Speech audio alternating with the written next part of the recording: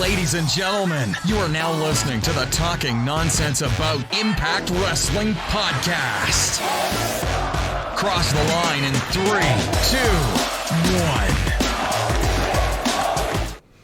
1. What is going on, my Impact Wrestling fam? Welcome to episode 133. I'm trying to fix the camera. Of the Talking Nonsense About Impact Wrestling podcast. My name is Geoff. Excited to talk to you guys today, as always, every Sunday right here on the TNAIW channel. If you're watching this on YouTube or right live on twitch.tv/TNAIW channel, I thank you. I welcome you back. And you know the deal. Unbiased, transparent, honest. We'll talk about the episode that was. We'll hit power rankings real quick. We'll plug some things. And get into some hot topics that I got. You could kind of see on the Tron there. Some could say controversial. I don't really think so, but we'll see how people think about it or you guys take it. But see my side before you jump to conclusions. But talking about that, is it time to RIP the Bullet Club? We'll talk about that. Josh's legacy as champion in this reign, our New Japan relationship, the franchise of Impact Wrestling, as we like to call them, re-signing. So quite a few things to hit on. But first, of course, as I always say, one friend at a time, one fan at a time. So we thank you guys that Twitter's still climbing. IO doing an incredible job there and doing something for Women's History Month / Knockouts History Month on the Twitter account. YouTube staying steady. Thank you guys there. And, we do this for fun. We do this for the community. And we do this to build impact as well as, our little thing we're doing here. But to have a good time talking about Impact Wrestling. So speaking of that, we have a good time talking about Impact Wrestling right here on this channel. As I always said and plug this show that you're watching here. Thank you. Or every Tuesday, you got GoGoPowerRankings with Data Labert and Lucha, who was here last week. If you missed him, go check him out on our No Surrender review show. That was fun. And on Thursdays, Talking Bloody Nonsense is back with Craig and Nixon, so check them out as well. Without further ado, let's jump right into it. I want to get into the show that was, but first we have to go into power rankings. So let's hit the power rankings.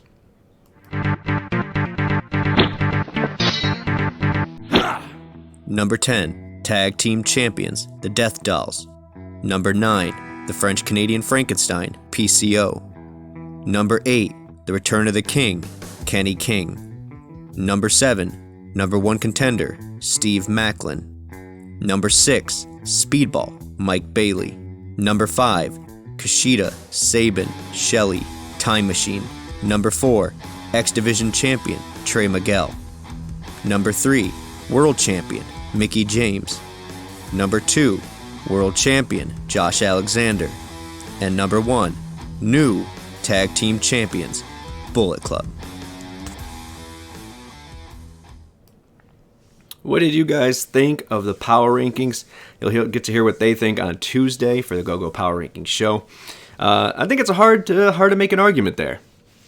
That's pretty damn close from finding that balance between champion and the overall power rankings of Impact Wrestling, but as well as the episode that was post No Surrender. So, hey, what's up, Millard? Welcome to the show. Of course, I want to thank everybody that comes tonight to light up the chat here. I appreciate you guys. The comments as well. Jamie, stay ready. And whoever writes in our comments, I thank you guys. Our Twitter.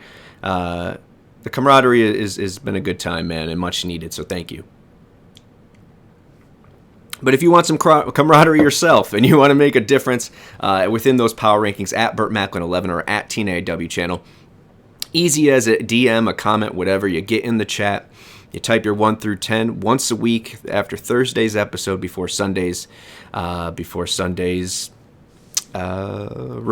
Yeah, reveal. Before I make them, to be honest. But yeah, I hope you guys join. With that being said, let's talk about how we got there. Let's talk about Impact on Access TV. What did you guys think of the episode? We'll get into what I thought. But first, a shout out I want to make because we will get into his segment. But Kevin Knight, honorable mention, was really close to making the power rankings, and rightfully so.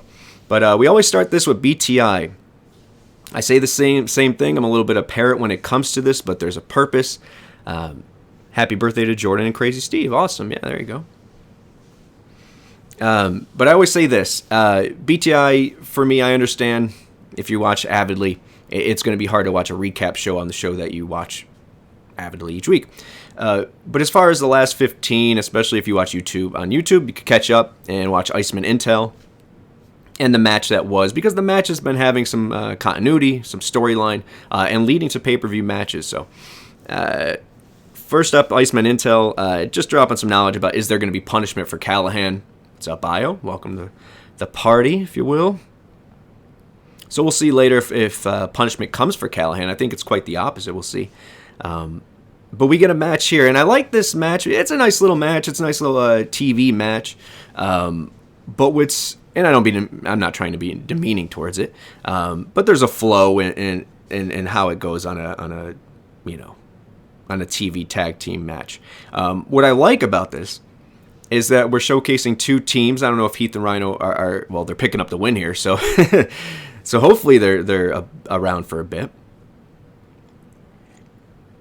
But it showcases two different, Masalko, what's going on. BTI is a nice light appetizer, I agree. And I think this tag match was as well. We're a show that's going to be main evented by, spoiler, a new team winning the tag team titles, that taking the reign of kings of the tag division. It's important to start, even if it's on BTI, that division. Who could be the contenders? Who could be the challengers? Let's find some footing within there. And let's show we do actually have depth when booked. Heath and Rhino, have been a player. They were the tag team champions prior. But Decay hasn't really been a tag team or a viable one on a regular basis. They've been doing their own thing. They have some storylines. But, so it's cool to see here. But Heath and Rhino picking up the win after a gore on Crazy Steve. So happy birthday to Crazy Steve. Let's see. So yeah, we're in Vegas. I want to mention that the crowds in Vegas are I don't say hit or miss. They're just different, right? I think there's a lot of touristy kind of thing vibe there as well.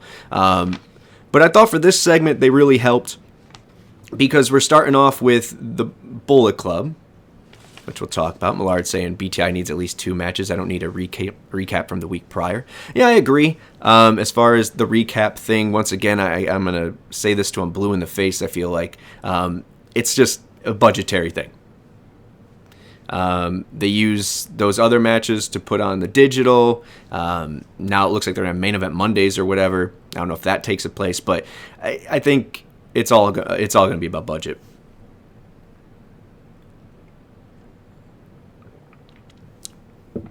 Let's see. Hey, now some of us through California to be there. Oh, were you there, Masalko? Hey, there's no harm, but I gotta call a spade a spade. The Vegas crowds are weird. But once again, give them their props here. And it's important, as I was saying. I'll get to my feelings about the tag team title change when we get to the main event. But as far as this goes, I think it was important, if you're going to have them win on a pre-taped televised event, let's make sure we're doing it, we're giving them a 10-minute segment in the beginning to put over the place that they're from, well, more or less, but they have a lot of history in, right? And I thought they did a good job of that. I thought the crowd did a good job of backing them there and making them the early favorites or early faces of this match, no matter what they're saying. Otherwise, when it comes to Motor City. Now, Motor City is going to come out, and they're a legendary tag team, so it's one of those things where I think you can... It's not a matter of disrespect to them, or that it means that they're heel, even though they worked a little bit in the main event on that. I think it's just a matter of people wanted the Bullet Club, to have the go here. Once again, don't want to get too far ahead, but shout out to them for getting IKEA over. Saban dropping facts, I have that. And looks like Bay's going for the record that Allison Kay tried to set last week for most puns in a segment, so that's very nice. I thought this was exactly, like I said, what was needed to set the tone for the main event. I also think it's exactly what Ace and Bey need to develop that next step into their tag team title win. Honestly, I'm not going to get too far ahead, as I said, but did I want them to win tonight? Or that night? We'll get to that, but I think there's some way to go with Ace&Bey, and you'll see a kind of a pattern of us talking that throughout the night. But let's keep moving on here. They set the title match for tonight, not for Sacrifice. They want to have it right here in Vegas. So next up is Gia, and she's talking to Shane Haste from the Mighty Don't Kneel. Pretty cool to see some New Japan people in here. He's talking shit about Speedball Mike Bailey being a Karate Kid or whatnot. Look, I think this guy's a character. Always liked him throughout their original run. Kind of lost footing of him lately. With only, you know me, 86 minutes of television. It's all for Impact. But yes, I agree, Masalko. Great promo from Shane here. My thing with this and kind of my running feeling for this show, I know we have a lot of, or very little time, kind of, because we're going to hit Sacrifice, and right after that we're going to hit Multiverse. And so I think it was Io who pointed this out in our chat, that they're prepping for basically, 2 shows, 2 pay-per-views within 6 weeks, including the last one of No Surrender. So 3 shows in 6 weeks, and it's starting to show here a little bit. And that's not a negative. We'll get into that, where I feel it might be a negative, but interesting. It just felt like a very ROH New Japan show before things went sour, and that's not negative. I don't think we're gonna go sour here, but just a vibe of very New Japan. And obviously we're setting up for Multiverse, but me as an Impact guy, I want to make sure we're still making Sacrifice the focus, making sure we make Rebellion the focus. Let's get that long-term building, and we'll get into that. Next is another Gia interview, this time with Rich. Good stuff from Rich here. Staying in the world title picture, in his eyes, he wants to keep going for that. And he was damn close and gave Josh a run for his money, so rightfully so. But before he can continue to finish his interview, he's interrupted by Raj and Shira. And man, this right here was one of those highlights for me. I know it's something simple. I was saying 5 weeks promoting 3 shows, right? I know it's something simple, but I've been talking about when it came to Bhupinder, what I wanted to see from him, and I said it was to take that next step, to give him that little taste of character. We'll get to him in a second. But I said it would be really cool if he did eventually turn heel and hook up with Raj and Shira, and they were Lambos and Neons and living the nightlife. So when Raj comes in, he's talking about don't touch the merchandise, and they just won a bunch of money, and they're going to go win some more in roulette. They're rocking the gold watches. I'm digging this. Don't know where it goes, but I love Raj's appeal. I think he has more of a appeal than just a guy who goes out there and gets a loss every time. I think we could all agree with that. One simple minute that adds so much to Raj and Shira's character. I agree. And this is a new take. I'm an advocate for breaking the mold of what a wrestler of Indian descent is, or a wrestler of Japanese. I like breaking those. I don't want the same thing. It shouldn't be natural. I applaud them for not just putting Raj and Bhupinder together originally. But this is that next evolution, man, where this dude could be anything. And I love that they're going this route. He's always got the cash on his trunks and everything, so I think this is the time to give them something and let them run with it, and I think it's going to be an enjoyable part of TV, especially as we build the tag team division. Do I think Bhupinder comes full circle with this? I don't know. I think they still got, his course they're trying to set for him, but we'll get there. I was waiting on Raj to get rolled by Hernandez and grab that wad of cash. It ran through. I'm right there with you. Let's keep this going. So next up is Shane Haste, and he's going to take on Speedball Mike Bailey. Couple things from here I've got of note. Shane Haste, first of all, just like his promos, his bumps and the way he moves is just different. It's just fun. It's attractive on television. I enjoy this dude and his work. But Mike Bailey is going to pick up the win here with the Ultimo weapon. On a complete side note, and I'm sure someone has noticed this prior, but that Daniel Spencer, is right? That's the referee's name. He legit could be the brother of Dane Cook that stole all his money right? Doesn't he look like he could be? I don't know. Every time I just like, anyways. But he's ref in the match. He counts a 1, 2, 3. And it's for Speedball Mike Bailey. So once again, Impact picking up wins over New Japan talent. Seeing more TMDK here, please. Yeah, look, the business relationship, and I don't want to, have the ROH New Japan thing seem like a negative, because eventually I think people perceived it as so because it left him high and dry a little bit, right? But I'm excited to have all these New Japan people on here. I just want to make it, and I know we're heading to Multiverse, so maybe I'm getting ahead of myself, but I just want to make sure we don't lose the focus is getting Impact over. It's nice that New Japan lets Impact pick up the wins, but we'll see how this plays out. I don't think I'm sounding any alarms. Just want to clarify if it came off any other way. All right, next up, the design is in the back, and they're wearing all white, and something I forgot to mention on that review show was that Sammy had the mess up with the chair hitting Khan and kind of costing the match a little bit to Kazarian. So wanted to clarify that. But they're talking about that and how that they believe Sammy, or at least Angels believe that Sammy is in it for a different reason. That this is just a ruse. He wants to get under the skin of the design. I don't know. How you guys feel about the storyline and where it's progressing? I know, this kind of went the opposite route of what Iceman was predicting. Kayfabe. But Sammy Rhino comes in first to make a defense for Sammy, I guess, and tell him, obviously he has some history there.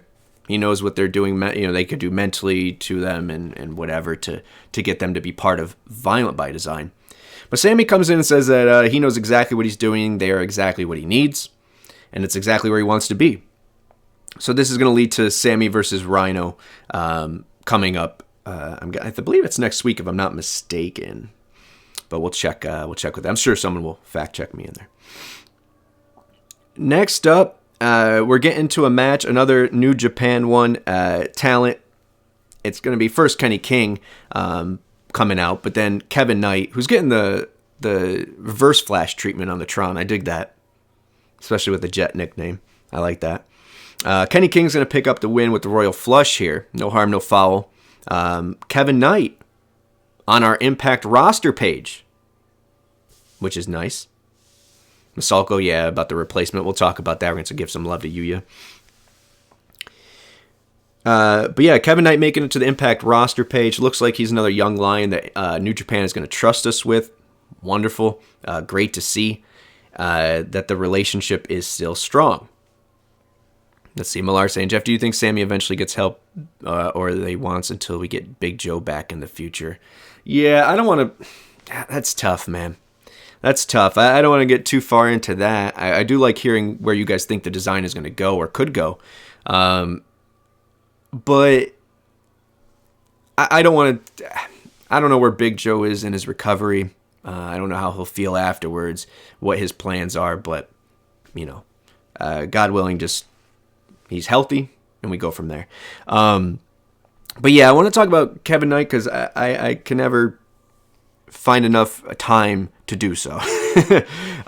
This kid is a glitch in the matrix, and I don't mean that in the copy way. I think he breaks it. I think he's different. He's got a great look, incredible athleticism, different. Unique, and I think if Impact gets a hold of him for a bit and gives him a little something to play with, this kid's just going to take the next step, and I can't wait to see what happens. But I'm also really being a little bit selfish to that I'm happy Impact gets that footage and it's in our, because this kid's going to be a star. Yeah, one day, and he's on that verge of being, I don't know.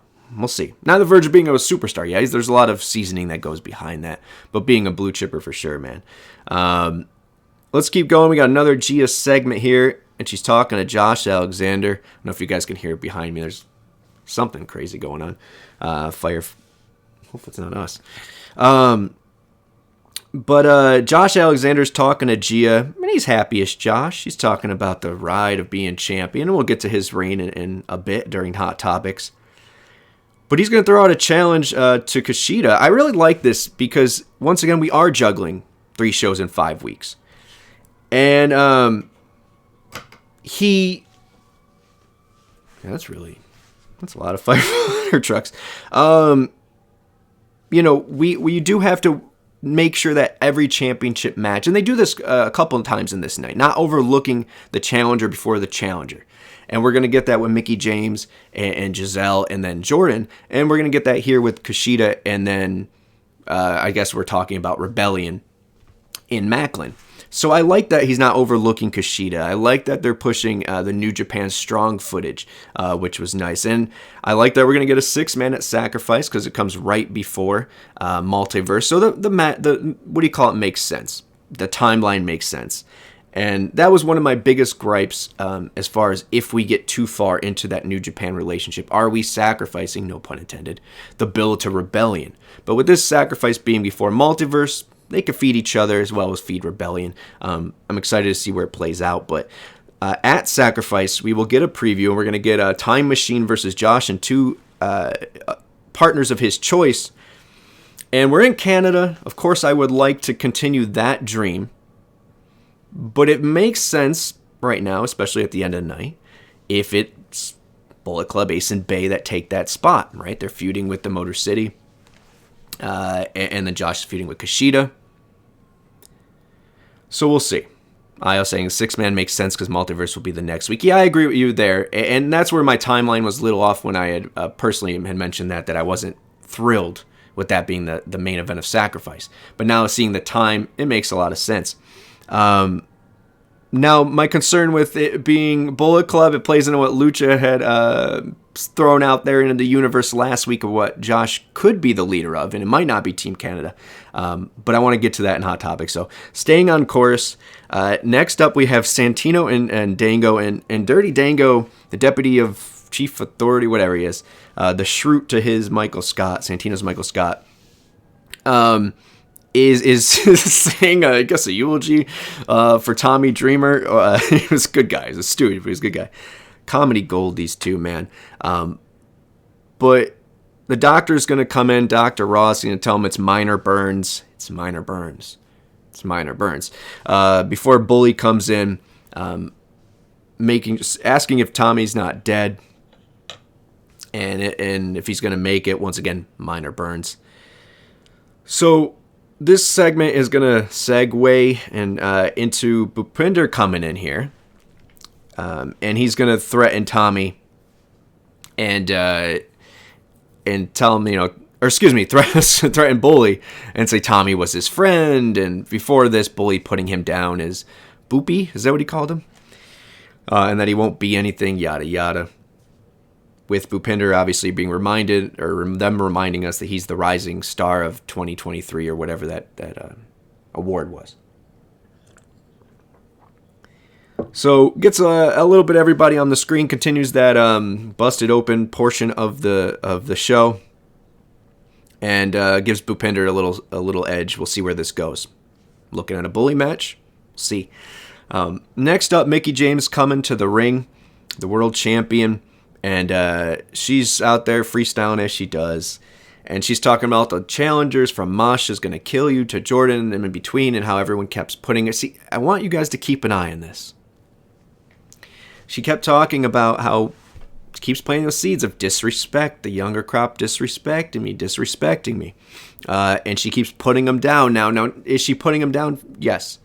Is there controversy in both of those last matches, though? With Jordan and Masha, one looking where she tapped, and one looking where she might have been pinned. Something to keep in mind for I think the eventual heel turn of Mickie James. But right now, before she can get anything else out, Giselle is going to come out with her new posse, man. She's got Jay Vidal. She's got Savannah Evans. They look like a legit group. I think it was Jamie Stay Ready that said this in the comments, that now Giselle has the ability not only just to have every moniker, but she also has the ability to go for every title. She could really go on the singles. She could go on the tag. She could move up to the DMC. So there's room for her to play with, a great position for her to be in. And it started with that Deonna win, or getting a win over Deonna. Like this also for Savannah, gives her something to do, and keeps her in something while we figure out with Tasha. Before any of this can be ended, Gail's going to come out, which I love that Gail is starting to show her face a little more as the director of the Knockouts. I still think I'm going to keep wishing to existence. There's a lot of breadcrumbs and seeds that's been planted, especially Gail, in interviews about, well, one more match. If she wanted me in the last rodeo, one more match, da-da-da-da. And the fact that she's kind of sticking her head here and making sure that, we know she's, the head of the Knockouts is interesting to me.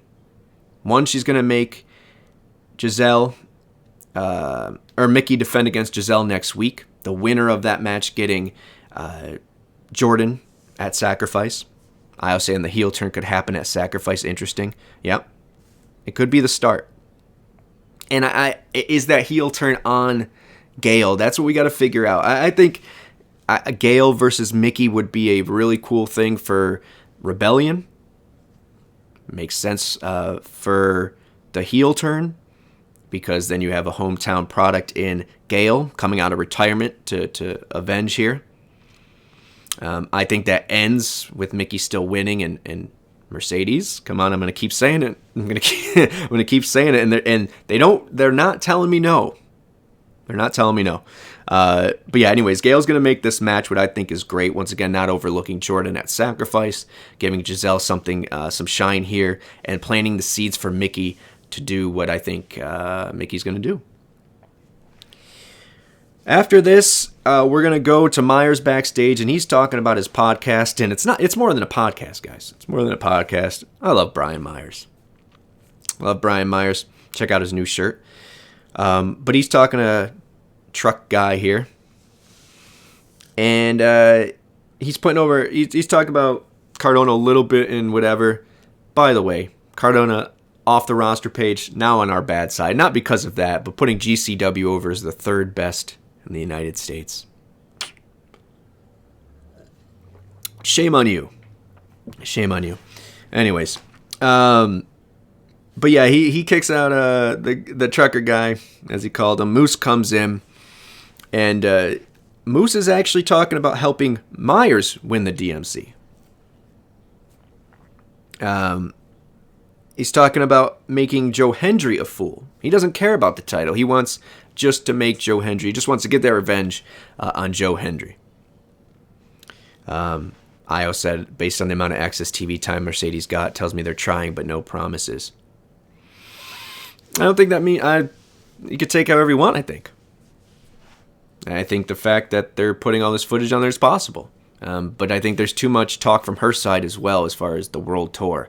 As far as putting on... where was it? Was it Instagram or whatever? Of her and Mickey. So I think keep that door open. And I think they're keeping our minds open to it for sure. If it comes through, we'll see.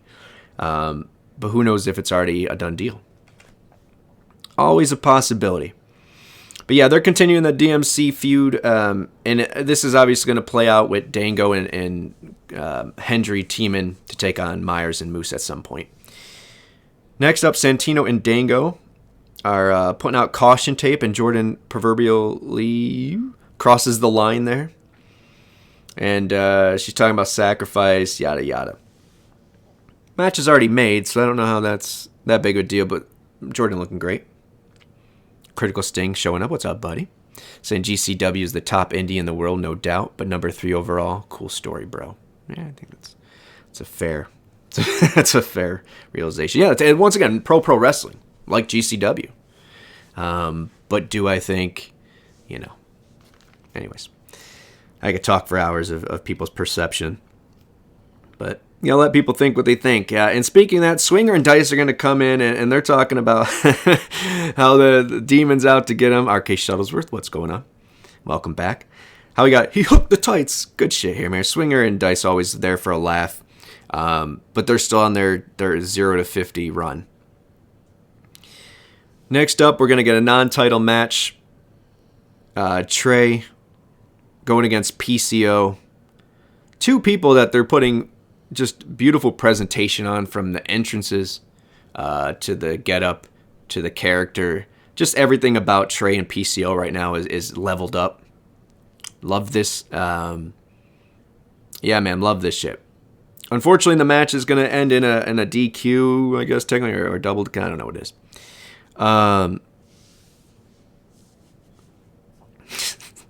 You guys are crazy.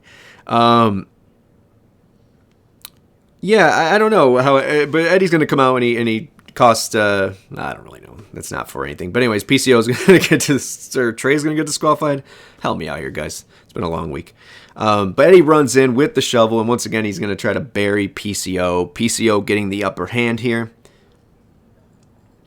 scaring Eddie through the crowd, and PCO's going nuts on the shovel on anyone that comes in range. And this is a perfect presentation for PCO.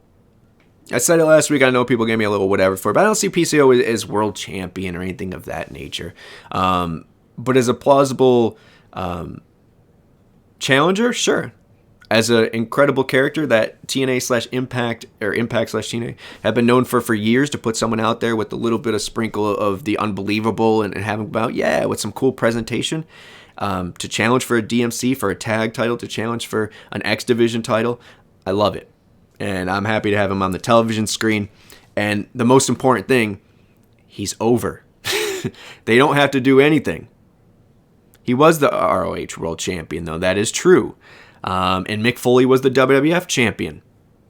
And then he was the TNA Champion. Time tells, guys. Love PCO. Could he rock it? I'm sure they would make it great. But it doesn't matter to me. We gotta call a spade there. But yeah, I like this continuing here, and I'll bunch it in real quick with Eddie. Congratulations to Eddie resigning, man. 9 years of being with Impact, the growth of Eddie Edwards, and once again being a mark for ROH as well as Impact since day one. The growth of Eddie Edwards, the evolution of Eddie Edwards, and what he said in the interview, most importantly, rang true to me, man, about how he just want to make sure he's not being taken for granted, all that stuff. You come concerned with that when you're in a company for 9 years, when you're on someone's television screen for 9 years in a row, to the fans. And I think, to his credit, the evolution of him has really helped that. I don't think we do take him for granted. I know there was a moment where at Bound for Glory, we kind of brought that up as far as, look, Eddie's always a viable challenger for that title, if not champion. He carries the company banner through and through, from the worst of times to the best of times. If he was a wolf, he was anything is possible. Anything in between, man. He's carried and done. He is the true franchise of Impact Wrestling for me. He is that Sting, right? When you need a solid face to carry the belt, you need a solid champion to carry the belt. He is there. He is your foundation for the now. Love Eddie Edwards. And to see us continuously take care of and be a place where these people who have been here for 9 years do have options. Eddie has options. Still want to stay here, still want to contribute, and still want to see the future for this company and be part of it. So love to Eddie there. Happy to have him on the computer screen. Happy to have him on all of our screens for a very long time. Next up, speaking of two I want there for a very long time, Matt and Tom, who continuously kill it, are here. And they're having their moments, putting over what's going to happen next week, including Gresham versus Kushida, Mickey versus Giselle, and Rhino versus Callahan. Step 6, so yeah, that is part of it. And then they're going to throw it to New Japan, what we already mentioned here. Mercedes time. We get a long Mercedes time here. And, salivating. I'm wondering, not in the Sammy Guevara way, but I'm salivating that she's on our screen, that this possibility, the odds continuously go up in my mind. I'm going to be optimistic about it. And, another highlight for me, guys. It's really cool to see this. And is it only part of that New Japan thing? It's possible. Is it just the fact that the show Battle of the Valley was next, right? Battle of the Valley was right after, and they were just promoting it? Sure. at the same time, that's on Impact's parents' channel. We're still getting this content. We still get to watch after Impact if you have Access TV and you could have watched that pay-per-view. So it's a good time to be an Impact fan, regardless if she shows on our footage. But we'll see where it goes. Next up and last is the main event of the evening, bookending it with Bullet Club and Motor City.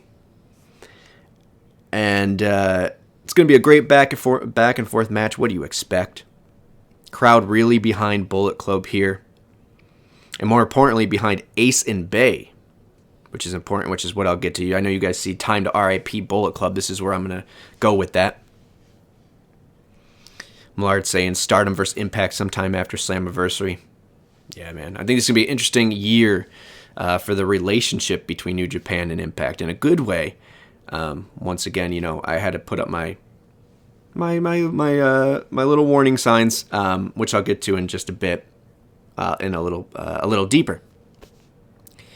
But Bullet Club really over. Bullet Club goes over after a miraculous recovery by Bay. They get the 1, 2, 3. They're excited. The crowd's excited. They pan out to see the crowd excited. Kudos to all of this. This was really nicely done. Did I want Ace&Bey's tag team title win together finally to be on a taped show on an episode after No Surrender? No. But does that take what I want? Does that matter in the grand scheme of was it the right thing? We'll see if it's the right thing. I think here, when I go and I look back in a lot of tag team title runs, or not just tag team title runs, first time title runs, no matter if it's, we've talked about this with Tasha with her first world title. We talked about this with Trey and his first X Division title, Ace&Bey and their first X title. There needs to be that seasoning as champion. So why not? As I was saying, we got 4 homegrown talents as champions. Manifest that right now. Yeah, it's cool. It's cool. But once again, it has to be done the right way. And the reason I was most excited for Bullet Club to win was for the internet to shut up about the Bullet Club needing gold. Like, Ace&Bey deserve it, yes. There was a lot of different things on that journey. Were they re-signing? Were there disciplinary things that we don't know about? Were there other things that go into this? Were there creative? Was there New Japan travels? There were a lot of things that play into why Ace&Bey never achieved this until now. And talent is not that. Okay? So, for me, it was just a matter of if this is their crown a moment. That's the only thing I'd say. But at the same time, first title runs are weird. So let's let them get under the belt. Let's let them build it. And let's build this tag team title. Sometimes the belts need certain people. And Motor City were those people. And now Ace&Bey need those belts. I'm telling you. So let's, and at the end of the day, we got 2 now established in a tag team title feud. It gets us back to at least where the Good Brothers were always defending against whoever came in, Briscoes or whoever else. So at least we have that. You got Decay and Heath the Rhino doing BTI. Let's move them up. So let's keep building this division, getting it right back where it needs to be. But either way, spoiler, Motor City Machine Guns new GCW tag team champions. Huh. Well, anyways, a lot of GCW talk today. But regardless, the Ace&Bey, your Bullet Club, are the tag team champions. And what do you guys think of this episode? I went back and watched it twice. I'm going to be real. I went back and watched it because when I first watched it, it felt, like I said, like a ROH New Japan show when it was, hey, we're relying a little heavy on this. We're not focusing on Impact as much as, the person we're doing business with. But watching it back, and taking the feelings out of it, I thought it was a good episode. I'm still going B-, C+. That's what I went with. No Surrender. It's what I'm going to go here. Good stuff, but some stuff that's just, all right, we're getting to something. But once again, we're always doing really well. Masalko saying pretty good episode with top tier main. Weird to have no KO matches. Yep. We had 3 matches, in fact, just as much as we had Gia segments. 1 less Santino segment. So big taping, and a lot to come out of it. We'll see, but I already spoiled there. I said, B- C+. RK Shuttleson saying, not sure Motor City Machine Gun is done with Bullet Club. I agree. And that's where I think Sacrifice's main event heads to, and that's part of my hot topic. But I want to know what you guys thought of the show. You see you guys saying some positive things. I thought it was positive as well, but it was definitely a show. We're building to 2 shows at once. Like that Macklin. I don't even know if I got to mention that. I might have cut him out, and I apologize. But Macklin got to jump in with Josh there a little bit. Still, put his 2 cents on things. Seeing them next to each other, by the way. Yeah. Foes forever. I hope. But all right, let's get our hot topics. Because it plays into what I want to talk about with Ace&Bey and Bullet Club. The one glaring thing that I noticed watching it that second time. Geoff, I think we're going to see more title changes and big names on Thursdays to combat ROH being on Thursdays also. Oh, RH is on Thursdays streaming as well. We should not even pay attention to ROH and their streaming service. Not at all.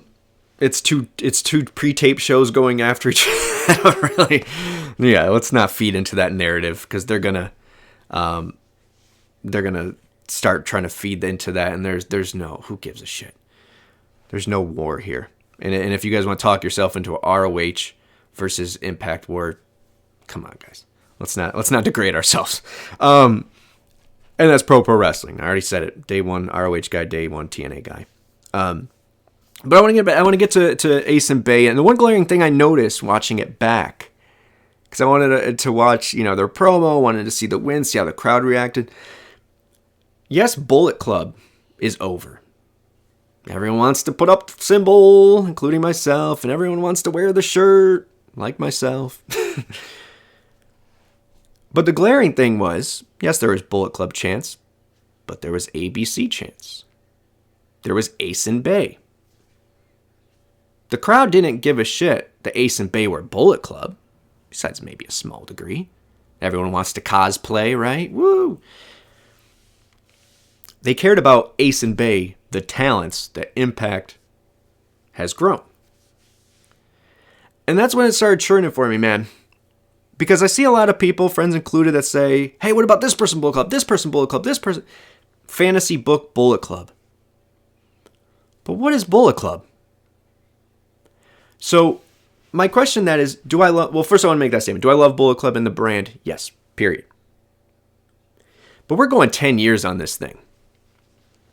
Tons of different people in charge, people leaving, people coming, 17 different people. Has Bullet Club gone stale? In story, for me, yes. In brand, still see the people. You still see me. You still see the shirts. You still see people saying too sweet. But where are those sales? Are they the same? Would it be beneficial to tuck away Bullet Club for a bit?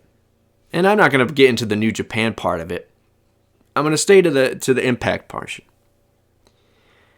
If this is a thing where New Japan is trying to get Bullet Club back over, they need a big storyline with a new big leader and all that stuff. That doesn't really have anything to do with us, I hope. Get to that in a second.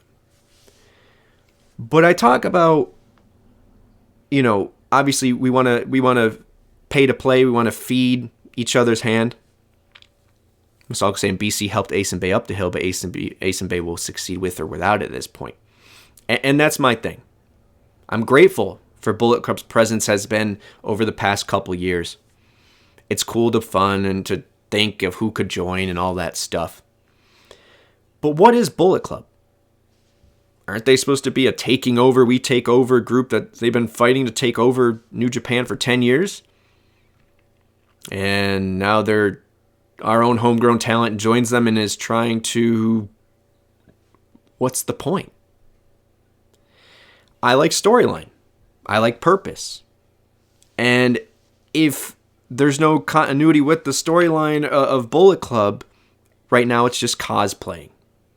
And I feel like that's where we're at. And it's not the fact that Ace and Bey should not be members of Bullet Club. They look the part, they sound the part, they could be part of Bullet Club 100. But have they outgrown it? Now, you could say, I don't know the merch sales, I don't know the whatever. It definitely gave them a rub, 100%. I'm not denying that. So, there has to come a time, and that's where my big thing of this, and it's going to go into Josh's title reign or possible Josh's future, comes into play. What are we trying to build in Impact? Do we need to do this because we need to feed New Japan and they want us to keep Bullet Club around? It's possible. We might have to. It's not a negative. It's not like it's like, oh, it's Bullet Club again. I'm just saying right now it's just attire. It's just an avatar, a clothing change, right? On an avatar. I personally think, especially with the shirt that's out for Ace and Bey, I think it's time to double down on your own talent, man. I think it's time to double down on them as individuals. Because eventually we are going to get that moment, and I don't want to put it into the universe now, but it is inevitable because that's how storylines play out. Eventually they're going to have that big breakup. Eventually going to have that blood feud a la Beer Money or a la America's Most Wanted or any of those tag teams that Team 3D that broke up and had those big moments and no DQ all over the arena, Falls Count Anywhere kind of matches. So we're going to head to that eventually. Does Bullet Club need to be part of that? Or do we treat them as what I believe they are, which is the Ace and Bey, the AJ and Daniels of this generation? And if that's the case, let's maybe build them on their own. You know, it's a good crutch. Bullet Club is a great crutch. It's a great push. But see Masako saying Bullet Club turned into Bully Club. There are options. Trust me, there are. But how many times are we gonna? If this isn't a cash cow, I mean, why are we keep milking a dry cow? So maybe it isn't dry, but I don't know. And the reason that this is in my head as well is because Lucha, damn you Lucha, brought this into existence last week, and obviously Josh looking for two people at the main event of Sacrifice to be his partners, is we come at a crossroads. Is Josh possibly the leader of a Bullet Club? Would that elevate Josh to that stratosphere? Or would it be overlooked because it's an American Bullet Club and it's an American guy and it's not a big deal? Because, obviously you'd have to go to Japan for it. Would that continue his legacy? And would it be better for Josh? Or would the Team Canada, that we've been preaching and pushing for months and months and months be the better route? When it comes to me, I can't really answer that question. I'd like you guys to answer the question. What would you rather see? Would you rather see a Bullet Club led by Josh, All-American group here? And maybe beyond? Or would Josh bringing a new Team Canada in this era more enticing?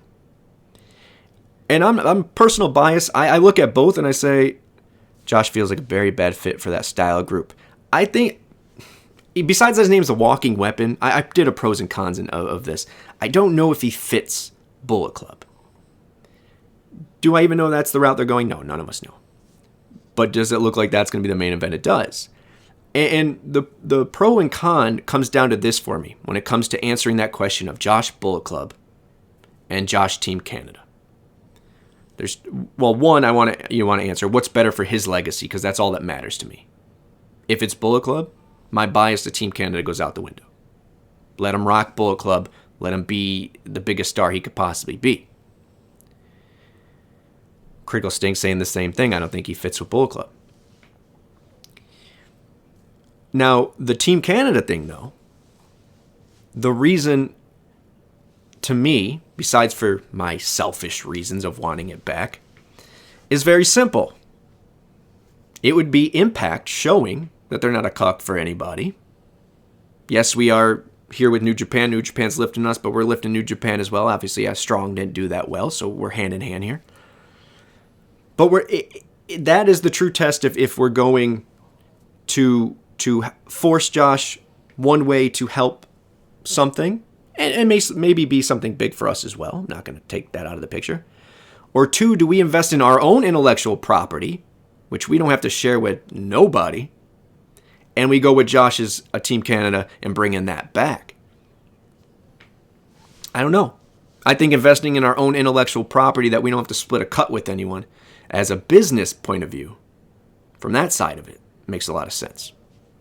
But as far as legacy goes with Josh, does him being the leader, one or the other, benefit that? I don't know. You could make a play on the Bullet Club thing, for sure, because it gets worldwide recognition, right? Even though I think Team Canada would bring some juice into Impact as well. But the reason I keep bringing up Josh's legacy is because over the course of this, I've said, Josh's reign at the beginning. Yes, thank you, Io. That was another reason. Did you catch the Josh documentary, by the way? Yo, beautiful, beautiful work. Perfect. Great shit. Check it out. That diary was good. And that's part of it.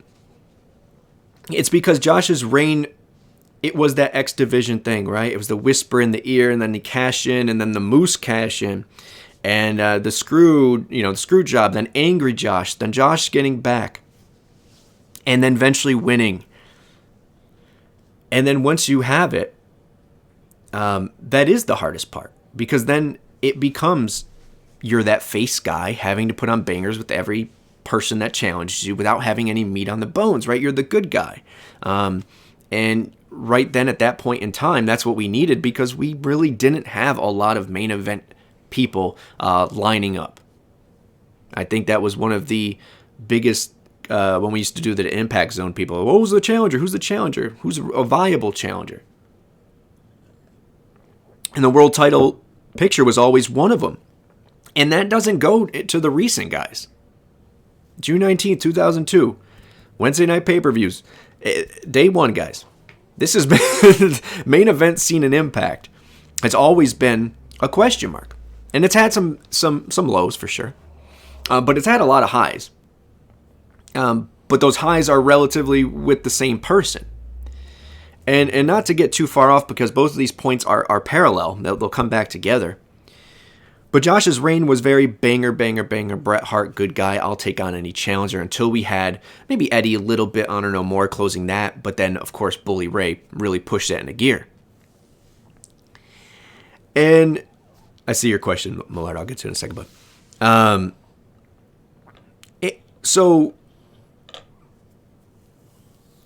just talk.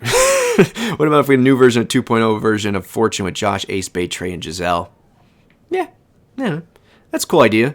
I mean, they are the foundation. There's a lot of players, though. Fortune's a hard one, because it's not looked back on as like, I don't know. I don't know if it had as much love and notoriety as like a Team Canada, even an Aces and Eights for sure. Fortune is a part of our history that I don't know how people look upon it or even remember. Fortune 4. But Josh. So Josh's reign was all, good guy stuff. Main Event Mafia. There's another great one. And now we're starting to see maybe that turns and whatever. And I said that if you continuously keep the belt on this guy, he already has number one reign in Impact history. If you continuously keep this guy doing bangers, could that get stale? Possibly. But if you can do a seamless turn here where we have Macklin be the Sting to the NWO, or Macklin be the Austin to the Establishment Authority, whatever they were, then you're killing two birds with one stone. Rejuvenates Josh's, not rejuvenates, but it puts a little twist on Josh's reign so that reign can continue, and I think it will. It lets him play angry Josh and heel Josh, and possibly leader of something Josh.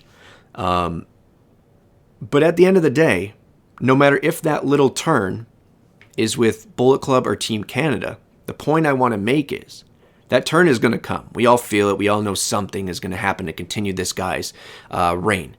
And them not turning the heat, the burner up completely with Macklin tells me that this rebellion isn't the end all. So if that's the way we're headed, no matter, once again, which road we take here, and this coming from a day oneer, this is the best world heavyweight title reign we've had in our history. There's no question. There's no doubt in my mind. It doesn't matter how it ends. This guy is, and it's not the length, but it's the length of in which he's championed, the people he's faced and put away, the storylines. Yes, the bully thing helped. The bangers help. All the stuff with Moose really helped. It just, everything there set the tone. And I firmly believe it.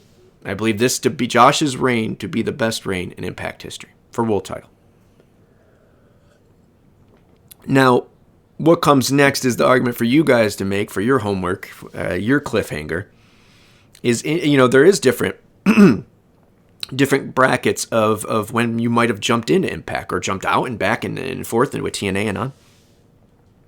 Is it the same for you? Who is the champion in your time? And were they really someone you were like, oh, that's world champ? There's different levels for sure. We've had people who have been in the main event scene. And I don't mean this in a slight, but you have the Matt Hardys who were entertaining at the time, right, for different things. You had the McIntyres who were entertaining, and you said, oh, that's my champion. Cool stuff, right?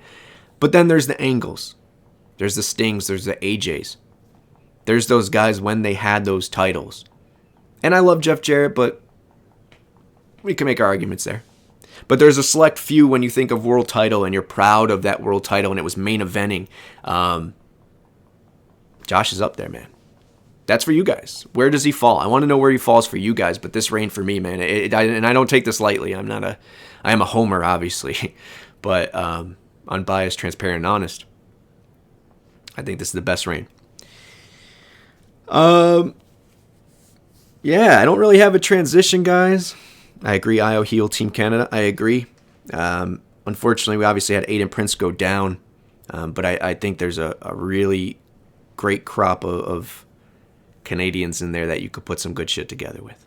Starting with Josh, Scott, and Speedball Mike Bailey. But I want to shower some love real quick before I forget about this because Raven should have been but never got the run. He did get a championship run. I remember it vividly.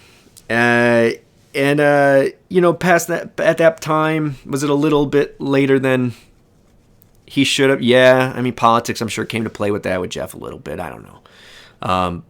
But Raven will admit he's a cat, interesting cat, too. So how much of it is his fault? How much is Geoff? I'm sure it's 50-50, but maybe, I don't know.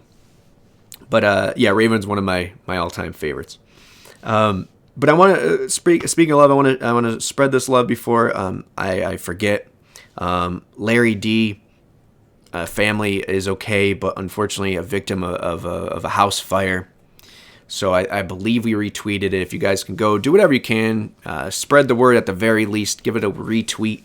Help this man and his family raise back what they lost. And then, as earlier mentioned with Yuya, get well to Yuya, man. Obviously, he seems better. Already back on Twitter, seemed fine. But got injured during a Sammy match.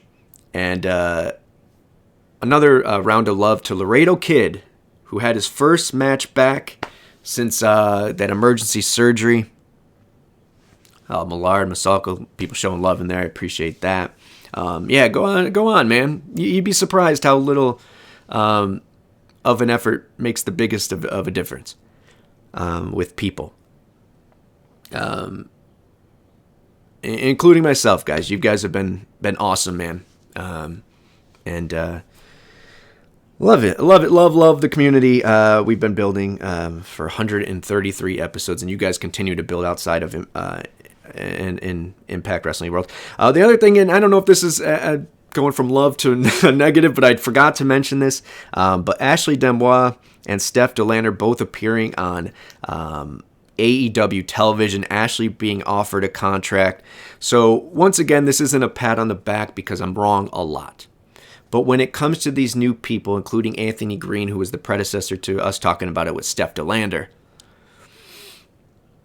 we got to put impact first. And if anything, this whole topic or this whole mantra of this episode is putting impact first, and letting those people who you don't know are going to stick around or not, and you just want to give them some shine, see if it's a fit for the locker room, see if it's a fit on television, see where they're at, and if they can fill a role.